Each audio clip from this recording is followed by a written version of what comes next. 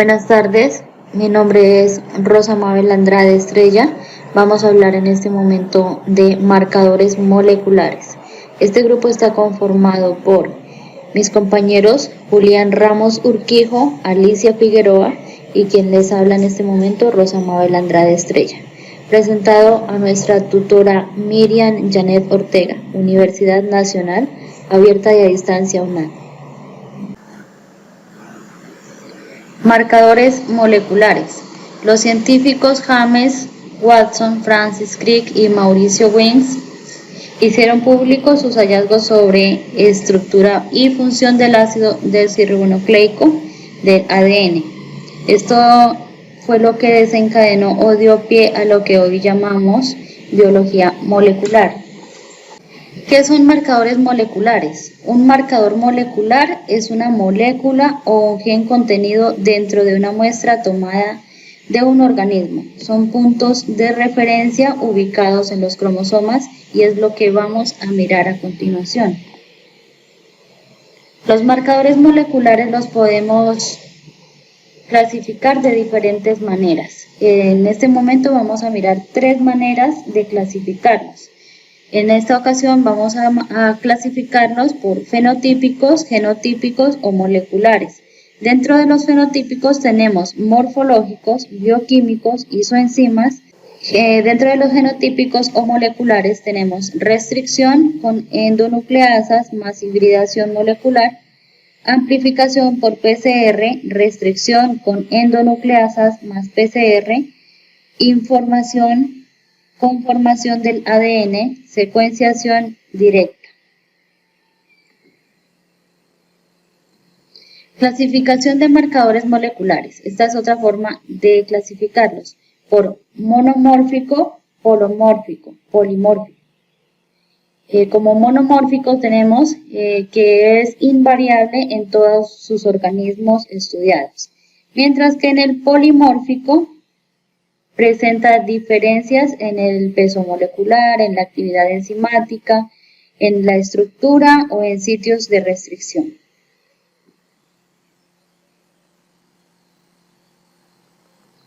Otra clasificación es según sus procesos.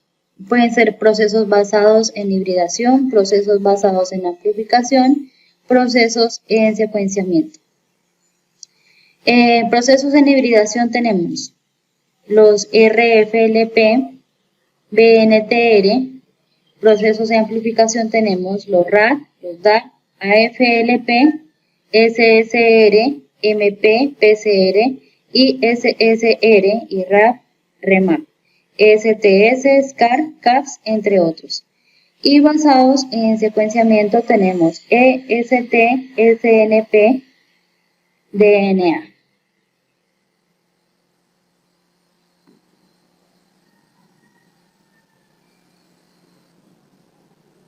Marcadores genéticos, polimorfismos. Estos los podemos encontrar indetectables a través del producto de la expresión de los genes, en morfológicos, bioquímicos, y también detectables a nivel de la secuencia de pares de bases del ADN, tanto en genes como de regiones no codificantes moleculares. Marcadores morfológicos son todos aquellos que son visibles, o sea que fácilmente los podemos detectar a través de la visión. Son más que todo de carácter físico. Como podemos ver en esta imagen, tenemos varios ejemplos. Tenemos aquí un grupo de moras y vemos la forma, el tamaño, el color, la pigmentación es diferente. Lo mismo en estos 2 porcinos que también podemos mirar 2 colores diferentes en la lechuga. Una más lisa, unas rugosas, unas un poco más pigmentadas y unas quizá un poquito cambia su color. En las flores, en estas calabazas, algunos con cuernos, otros sin cuernos. En el maíz, miran granos de diferentes colores, de diferentes tamaños y formas. Lo mismo en los frijoles. Estos son marcadores morfológicos que se expresan físicamente, más que todo. Desventajas de los marcadores morfológicos. El número es limitado. Pueden estar influenciados por el ambiente. ¿Qué quiere decir esto? Influenciados por el ambiente quiere decir que podemos tener dos animales que pueden ser hermanos. Entonces ellos genéticamente van a compartir información porque por descendencia pues son hermanos, entonces su ADN va a tener compatibilidad. Pero supongamos que tenemos dos perritos Rottweiler y son cachorros. El uno lo dejamos en un clima caliente, el otro lo llevamos a un clima muy frío. El que va a tener su desarrollo y crecimiento en clima frío va a empezar a presentar un pelaje más abundante, más largo y como tipo lanoso. Mientras que el que se queda en el clima caliente, su pelo va a ser más escaso, más fino y mucho más corto. Físicamente vamos a pensar que tal vez no son hermanos, pero si hacemos el estudio podemos encontrar que hay compatibilidad. Entonces esa es una de las desventajas que se puede modificar según el ambiente o puede ser también por la alimentación. Otra, no cubren todo el genoma, tienen bajo nivel de polimorfismo, por lo general se expresan como dominantes, suelen mostrar efectos pleiotrópicos y de interacción génica. Muchos se expresan en tejidos específicos o en una etapa del desarrollo del individuo.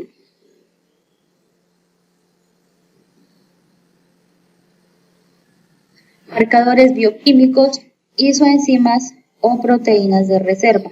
En esta podemos observar muy fácilmente la diferencia entre los homocigotos y los heterocigotos. Los homocigotos presentan dos bandas, a diferencia que podemos observar los heterocigotos con tres bandas.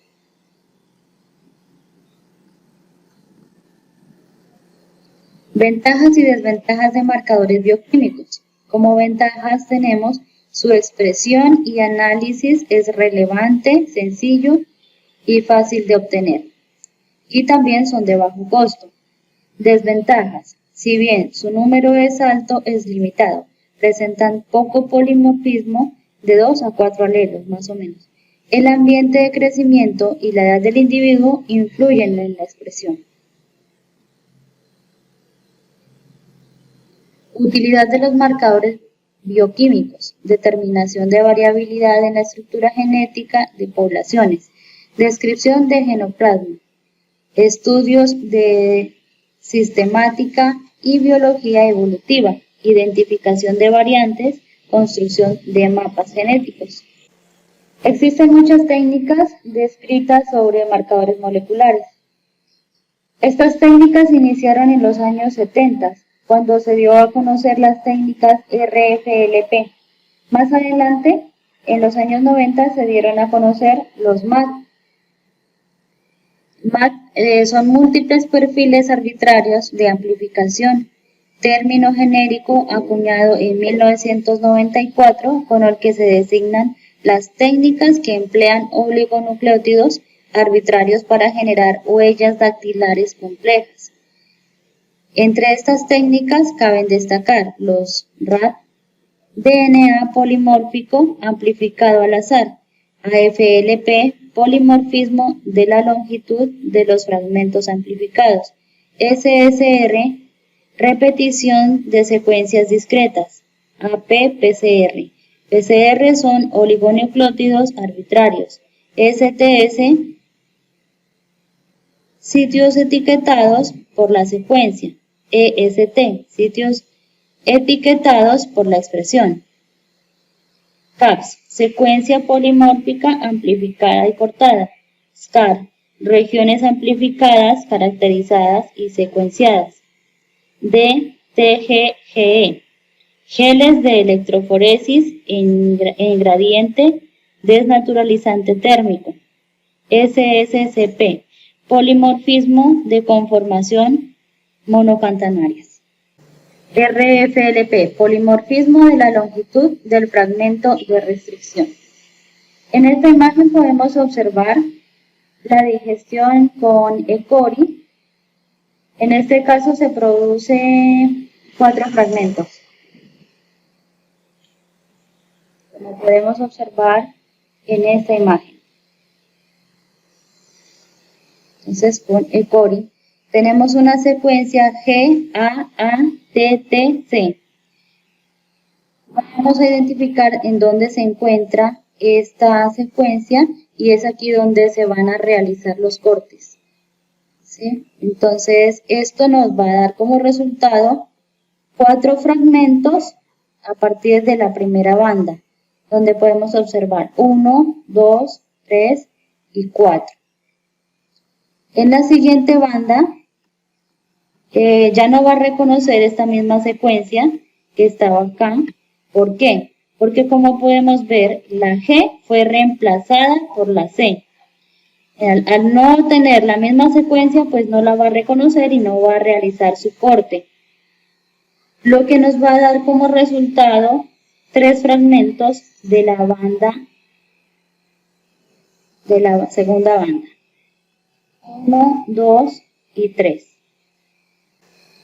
Los fragmentos más fáciles de analizar son los pequeños de lecciones, sustituciones o mutuaciones que se pueden ver alteradas. Estas son obtenidas de la digestión. Cuando se tiene una cadena de DNA, se debe tener cuidado si en esta cadena se observan divisiones, mutuaciones o adiciones, ya que esto puede alterar significativamente el patrón de las bandas. Esto puede ser muy identificable cuando se corta o se corre la electroforesis y lo vamos a poder observar en el gel.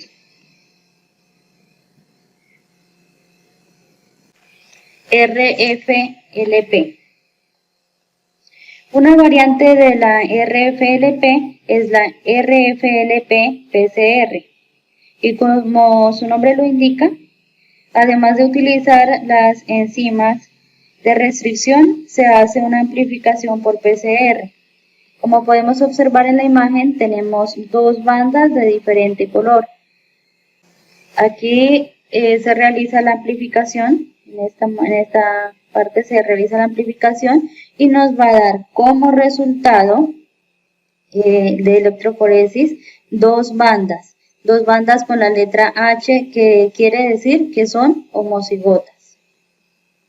Y por el contrario, si tenemos una enzima de restricción, va a realizar su corte y nos va a dar 2 fragmentos. Tenemos también las 2 líneas, las 2 bandas de diferente color. Entonces, dijimos, si la enzima de restricción realiza su corte, vamos a obtener 2 fragmentos. Se realiza el proceso y en el gel nos vamos a encontrar 2 bandas y una banda.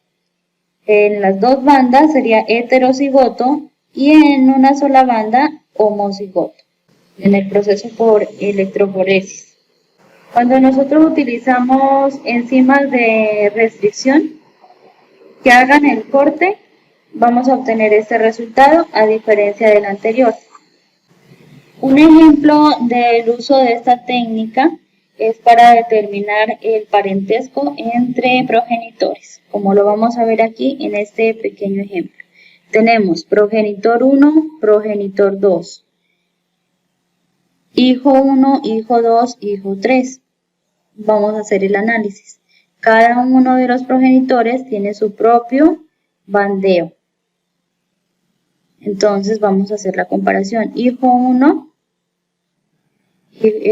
progenitor 2, tiene compatibilidad. Progenitor 1 tiene compatibilidad con progenitor 1. Con progenitor 2, con progenitor 1, con progenitor 2, progenitor 1, progenitor 2 y progenitor 1. Progenitor 2, progenitor 1, con cualquiera de los dos o con ambos progenitores. Esto nos indica que el hijo 1 es hijo de ambos progenitores. Vamos a hacer lo mismo con el siguiente hijo. Entonces, inicia de diferente manera. Progenitor 1 progenitor 2, progenitor 1, con ninguno, progenitor 1, progenitor 1 y 2, progenitor 2, progenitor 1, con ambos progenitores, quiere decir que es hijo también de ambos progenitores.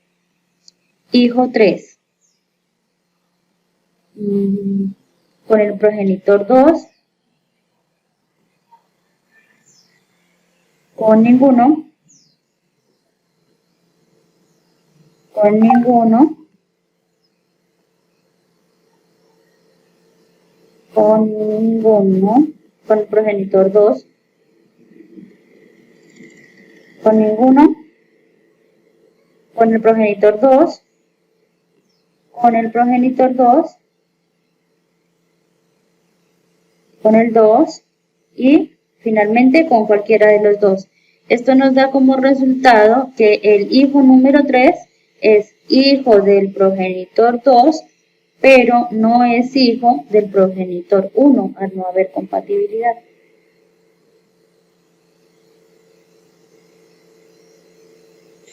Los RAD, DNA polimórfico amplificado al azar. Se usa una colección de decanucleótidos para amplificar por PCR áreas específicas distribuidas al azar por el genoma. Su pequeñez y la baja temperatura de alineamiento aseguran que se unen afinidad de secuencias en el genoma para conseguir amplificar muchos fragmentos del DNA, como lo vamos a ver enseguida. En este caso, cabe recordar que como dice el nombre, no es necesario que se sepa específicamente la secuencia, porque precisamente es al azar. En esta técnica se puede distinguir rápidamente muchos organismos. Tenemos patrones de RAD obtenidos a partir de la amplificación de ADN. Este proceso se realizó con Escherichia coli en lechuga y trucha. Se utiliza esta práctica esta técnica para la catalogación de frutos, secuenciación de variedades y también la diferenciación de líneas clonales. También se está utilizando para el análisis de las variantes. Aquí podemos observar en esta imagen real cómo se encuentran las bandas. AFLP, polimorfismo de la longitud de los fragmentos amplificados. Combina el uso de enzimas de restricción y oligonucleótidos para PCR, de manera que se obtienen marcadores moleculares muy específicos sin necesidad de conocer la secuencia con anterioridad, lo que ya habíamos mencionado anteriormente. Aquí miramos la que se caracteriza, o sea, es algo muy específico, se mira muy patentemente. El DNA. En este caso, vamos a ver que tenemos el DNA genómico total. Vamos a utilizar dos enzimas de restricción. Entonces, es este, con dos enzimas de restricción, como lo podemos mirar. Son diferentes para llevar a cabo el corte a la digestión de estas hebras de ADN. Posteriormente a los fragmentos se los ligan oligonucleótidos, como lo podemos observar aquí. En esta parte, se ligan oligonucleótidos de extremos compatibles. Como vemos en estas imágenes, muy claramente creo que se alcanzan a notar. Para llevarse a cabo las dos amplificaciones que vemos aquí, 1 y 2. La primera llamada amplificación y la segunda llamada amplificación selectiva. La amplificación se va a llevar a cabo por un proceso de PCR y finalmente obtendremos el gel en el cual podemos observar el bandeo. Una ventaja especial de esta técnica es que es capaz de generar muchos marcadores moleculares en una sola reacción. Y es muy importante recordar que este gel se ha corrido en poliacrilamida de alta resolución. ¿Por qué? Porque si lo hacemos en un gel de agarosa, pues no vamos a poder observar nada, ningún resultado. En la técnica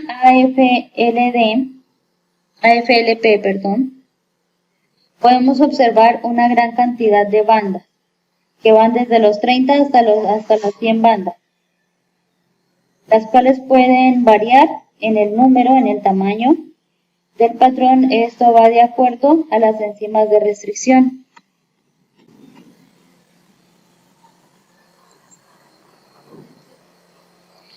SSR, repetición de secuencias directas.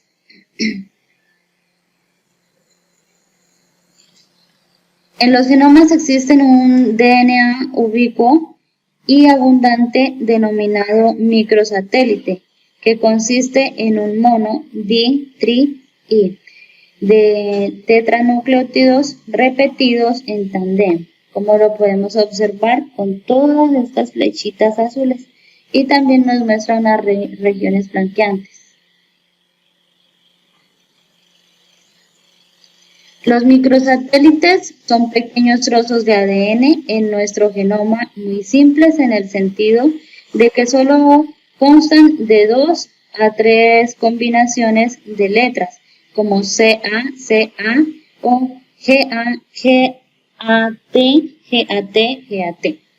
En la primera secuencia podemos observar CA, CA, CA. En la segunda secuencia, GAT, GAT.